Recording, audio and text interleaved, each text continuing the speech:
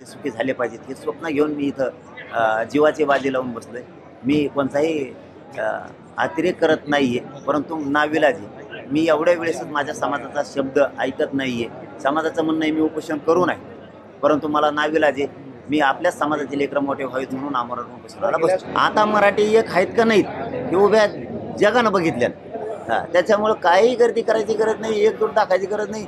सगळ्याला आधी वाटत होतं मराठ्यांचं एकजुटीचं किंवा सभेचं रूपांतर मतात होणार नाही, ते झालं. त्याच्यामुळे ते झालेलं आहे. त्यामुळे इकडं आलेलीच गर्दी एकजुटी असं थोडंच आहे.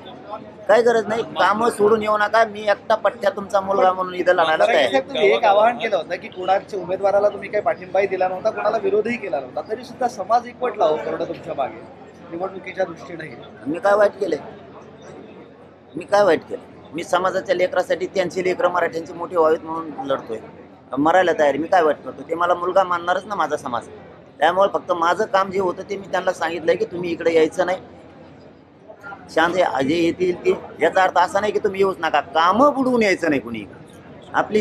कारण या आरक्षणामुळे समाज मोठा होणार आहे, शेतामुळे पण होणार आहे. समाजाचं काय आरक्षण ठरलंय, काय विषय ठरले देऊन टाका. आणि नुसत्या सत्ताधाऱ्याबद्दलच नाही म्हणत, तर विरोधी पक्षाचे सुद्धा सगळे जा.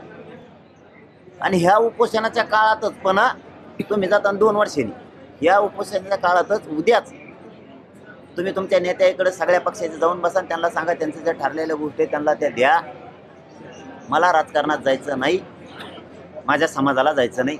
माझं ध्येय आणि माझ्या समाजाचं ध्येय आरक्षण, ते आम्हाला द्या, तिकडं भांडा. पण जर नाही दिलं तर त्याच्यानंतर माझ्या नावानं भाजप शिवसेना कोण कोण आहेत त्याच्या आमदारांनी बोंबलायचं नाही की असं का करताय. म्हणून तुम्हाला आता संधी दिली आणि विनंती करून सांगतो, चला सगळ्या आमदारांना की तुम्ही जा आणि तुमच्या नेत्यापुढं सरकारपुढं विषय मांडा आणि त्यांना सांगा हे विषय आजच्या आज मार्गी काढा.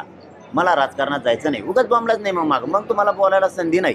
मी समाजाला साक्षी ठेवून सांगायला लागलोय. आता समाजसुद्धा ऐकतोय चॅनलच्या माध्यमातून की आम्ही समाजाच्या वतीनं सगळ्या आमदारांना विनंती केली, सत्ताधाऱ्यांच्या सुद्धा, की तुमच्या नेत्याकडे जाऊन सांगा की त्यांचं आरक्षण द्या.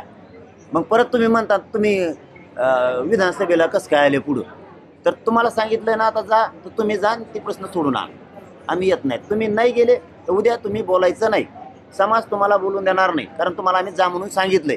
समाज एकाही आमदाराला बोलून देणार नाही.